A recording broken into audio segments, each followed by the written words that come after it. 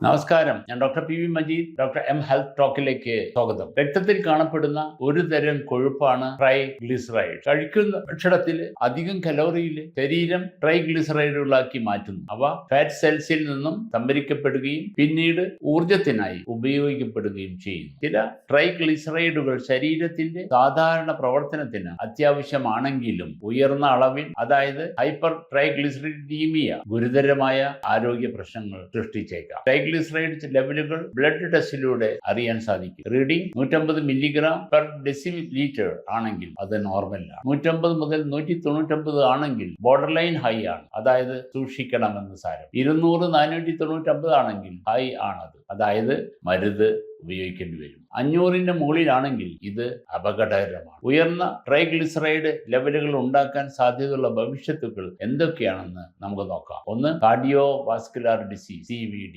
ഉയർന്ന ട്രൈഗ്ലിസറൈഡുകൾ ആർട്ടറികളുടെ സഞ്ചാരപാതയുടെ സങ്കോചത്തിന് അഥവാ അത്രോസ്ക്ലെറോസിസിന് കാരണമാക്കും. ഇത് ഹൃദയാഘാതത്തിനും പക്ഷാഘാതത്തിനുമുള്ള സാധ്യത വർദ്ധിപ്പിക്കുന്നു. 2, പാങ്ക്രിയാറ്റൈറ്റിസ്. വളരെ ഉയർന്ന അളവ്, അതായത് 500-ന് മുകളിലാണെങ്കിൽ പാങ്ക്രിയാസിസിന് വീക്കം വരുത്തും. ഇത് ജീവന് ഭീഷണിയായേക്കാവുന്ന ഒരു അവസ്ഥയാണ്. 3, മെറ്റബോളിക് സിൻഡ്രോം. പ്രമേഹത്തിനും ഹൃദ്രോഗത്തിനും സാധ്യത വർദ്ധിപ്പിക്കുന്ന ഈ സിൻഡ്രോമിന്റെ ഒരു ഘടകമാണ് ട്രൈഗ്ലിസറൈഡുകൾ. 4, ടൈപ്പ് 2 ഡയബറ്റീസ് റിസ്ക്. പലപ്പോഴും ഉയർന്ന ട്രൈഗ്ലിസറോടൊപ്പം ഇൻസുലിൻ റെസിസ്റ്റൻസും ഹൈ ബ്ലഡ് ഷുഗറും ഉണ്ടാക്കാറുണ്ട്. ഇത് പ്രമേഹത്തിന്റെ പുരോഗതിയെ ത്വരിതപ്പെടുത്തുന്നു. 5, ഫാറ്റി ലിവർ രോഗം.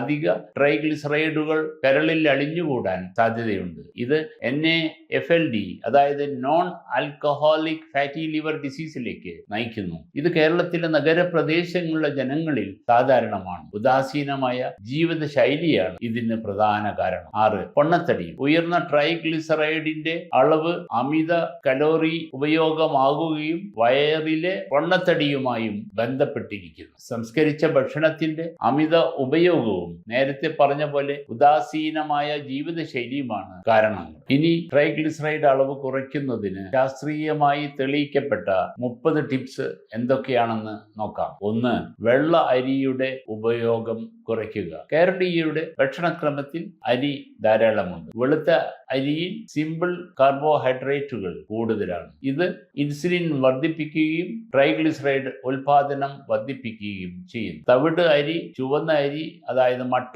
അരി അല്ലെങ്കിൽ മില്ലറ്റുകൾ എന്നിവ ഉപയോഗിക്കുന്നതാണ് നല്ലത്. 2, വെളിച്ചെണ്ണയുടെ ഉപയോഗം കുറയ്ക്കുക, പ്രത്യേകിച്ച് വറുക്കുമ്പോൾ. പരമ്പരാഗത കേരളീയ ഭക്ഷണ രീതിയുടെ ഭാഗമാണെങ്കിലും അമിതമായ വെളിച്ചെണ്ണ സാച്ചുറേറ്റ് ഫാറ്റിന്റെ അളവ് വർദ്ധിപ്പിക്കാനും പ്രത്യേകിച്ച് ആഴത്തിൽ വറുക്കാൻ ഇത് വല്ലപ്പോഴും മാത്രമേ ഉപയോഗിക്കാവൂ. 3, ശാരീരിക പ്രവർത്തനങ്ങൾ വർദ്ധിപ്പിക്കുക. ദിവസവും കുറഞ്ഞത് 30 മിനിറ്റെങ്കിലും മിതമായ ശാരീരിക പ്രവർത്തനങ്ങളിൽ ഏർപ്പെടുക. നടത്തം, സൈക്ലിംഗ് അല്ലെങ്കിൽ നീന്തൽ എന്നിവ വളരെ ഫലപ്രദമാണ് ഇതിന്. 4, പഞ്ചസാര ചേർത്ത ചായയും ലഘുഭക്ഷണങ്ങൾ ഒഴിവാക്കുക. കേരള ചായയിൽ പലപ്പോഴും ഉയർന്ന അളവിൽ പഞ്ചസാര അടങ്ങിയിട്ടുണ്ട്. പഞ്ചസാര ചേർക്കുന്നത് കുറയ്ക്കുക, അല്ലെങ്കിൽ ബ്ലാക്ക് ടീ അല്ലെങ്കിൽ ഗ്രീൻ ടീയിലേക്ക് മാറുക. 5, കൂടുതൽ ഫൈബർ ഭക്ഷണത്തിൽ ഉൾപ്പെടുത്തുക. ബീൻസ്, മുരിങ്ങ, ചീര, പാവയ്ക്ക എന്നിവയും മുരിങ്ങയില, ക്യാബേജ്, കുപ്പച്ചീര തുടങ്ങി ഇലപ്പച്ചക്കറികളും ധാരാളം ഡയറ്റിൽ ചേർക്കുക. ട്രൈഗ്ലിസറൈഡിന്റെ ആഗിരണം കുറയ്ക്കാൻ ഫൈബർ നമ്മെ സഹായിക്കുന്നു. 6, ഹൃദയ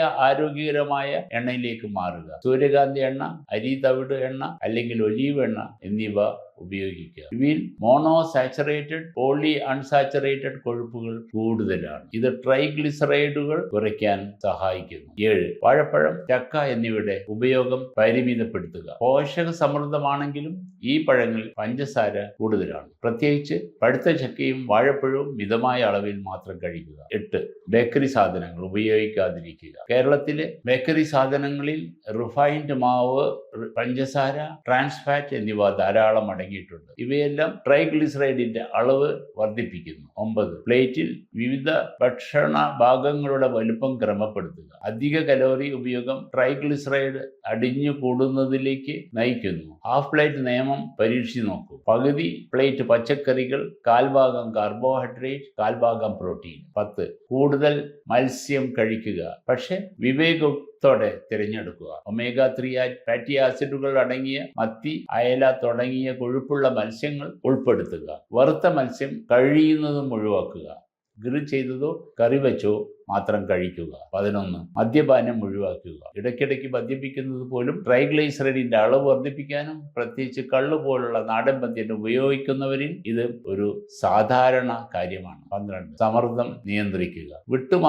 മാറാത്ത സമ്മർദ്ദം കോർട്ടിസോൾ വർദ്ധിപ്പിക്കുന്നു. ഇത് കൊഴുപ്പ് അടിഞ്ഞുകൂടുന്നതിനും ട്രൈഗ്ലിസറൈഡ് സിന്തസിസിനും വർദ്ധിക്കുന്നു. യോഗ, പ്രാർത്ഥന, ഡീപ് ബ്രീത്തിങ് എന്നിവ സാംസ്കാരികമായി അംഗീകരിക്കപ്പെട്ടതും ഇതിന് വളരെയേറെ ഫലപ്രദവുമാണ്. 13 ആരോഗ്യകരമായ ശരീരഭാരം നിലനിർത്തുക. പൊണ്ണത്തടി ഒരു പ്രധാന ഘടകം തന്നെയാണ്. നിങ്ങൾ ശരീരഭാരത്തിന്റെ 5 മുതൽ 10% കുറയ്ക്കാൻ ശ്രമിക്കുക. ഇത് ട്രൈഗ്ലിസറൈഡിന്റെ അളവ് ഗണ്യമായി കുറയ്ക്കും. 14 രാത്രി വൈകിയുള്ള ഭക്ഷണം ഒഴിവാക്കുക. വൈകി ഭക്ഷണം കഴിക്കുന്നത് കൊഴുപ്പിന്റെ മെറ്റബോളിസത്തെ തടസ്സപ്പെടുത്തും. പരമ്പരാഗതമായി ചെയ്യുന്നത് പോലെ നേരത്തെയുള്ള അത്താഴമാണ് നല്ലത്. അതായത് രാത്രി 8 മണിക്ക് മുമ്പ് ആഹാരം കഴിക്കുന്നതാണ് നല്ലത്. 15 പഞ്ചസാര അടങ്ങിയ മധുരപലഹാരങ്ങൾക്ക് പകരം വേറെ ഭക്ഷണം, പായസം, ഹൽവ, മറ്റു മധുരപലഹാരങ്ങളിൽ നിന്ന് ഒഴിവാക്കുക. ഇടയ്ക്ക് ഫ്രൂട്ട്സോ ശർക്കര ചേർത്ത മധുരപലഹാരങ്ങളോ മിതമായി മാത്രം കഴിക്കുക. 16 ചുവന്ന മാംസവും അവയവ മാംസവും പരിമിതപ്പെടുത്തുക. ബീഫ്, മട്ടൻ, കരൾ എന്നിവയുടെ പതിവ് ഉപയോഗം ഒഴിവാക്കുക. സാച്ചുറേറ്റഡ് ഫാറ്റും കൊളസ്ട്രോളും കൂടുതലാണ്. 17 ധാരാളം വെള്ളം കുടിക്കുക. ജലാംശം നിലനിർത്തുന്നത് മെറ്റബോളിക് പ്രവർത്തനങ്ങളെ സഹായിക്കുകയും രക്തത്തിലെ കൊഴുപ്പിന്റെ അളവ് കുറയ്ക്കുകയും ചെയ്യും. 18 ഫ്ലാക്സ് സീഡുകൾ കഴിക്കുക.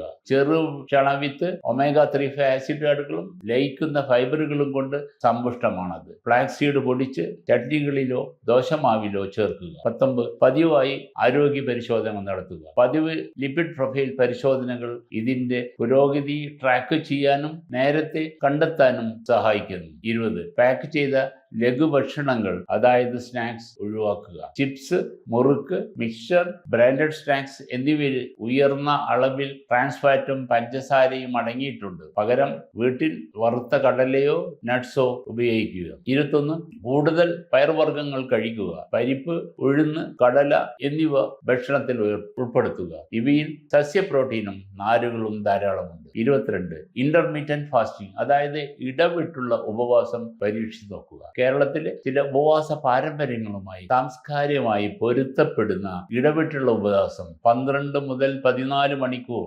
ഇൻസുലിൻ, ട്രൈഗ്ലിസറൈഡുകൾ എന്നിവ കുറയ്ക്കാൻ സഹായിച്ചേക്കാം. 23 അധിക മധുരമുള്ള ഫ്രൂട്ട്സ് ഒഴിവാക്കുക. ട്രൈഗ്ലിസറൈഡുകൾ നേരിട്ട് വർദ്ധിപ്പിക്കുന്ന ഫ്രക്ടോസ് കൂടുതലുള്ള മാമ്പഴം, ചിക്കു, മുന്തിരി തുടങ്ങിയ പഴങ്ങൾ പരിമിതപ്പെടുത്തുക. 24 ഔഷധ മൂല്യമുള്ള സുഗന്ധവ്യഞ്ജനങ്ങൾ ഉപയോഗിക്കുക. മഞ്ഞൾ, വെളുത്തുള്ളി, ഉലുവ, കറിവേപ്പ് എന്നിവ ട്രൈഗ്ലിസറൈഡിനെ കുറയ്ക്കുന്ന ഫലങ്ങൾ പഠനങ്ങളിൽ കാണിച്ചിട്ടുണ്ട്. 25 പ്രഭാത ഭക്ഷണം ഒഴിവാക്കരുത്. പ്രഭാത ഭക്ഷണം ഒഴിവാക്കുന്നത് പിന്നീട് അമിതമായി ഭക്ഷണം കഴിക്കാൻ ഇടയാക്കും. വേവിച്ച മുട്ട അല്ലെങ്കിൽ സാമ്പാറിനോടൊപ്പം ഇഡ്ഡലി പോലുള്ള ഉയർന്ന പ്രോട്ടീൻ ഓപ്ഷനുകൾ പരിമിതമായി മാത്രം കഴിക്കുക. 26 ഉലുവ ഉപയോഗിക്കുക. ഉലുവ രാത്രി മുഴുവൻ കുതിർത്ത് രാവിലെ കഴിക്കുന്നത് രക്തത്തിലെ പഞ്ചസാരയുടെ അളവും ലിപിഡ് മെറ്റബോളിസം നിയന്ത്രിക്കാൻ സഹായിക്കുകയും ചെയ്യുന്നു. 27 നന്നായി ഉറങ്ങുക. 7 മുതൽ 8 മണിക്കൂർ വരെ ഉറങ്ങാൻ ശ്രമിക്കുക. ഉറക്കക്കുറവ്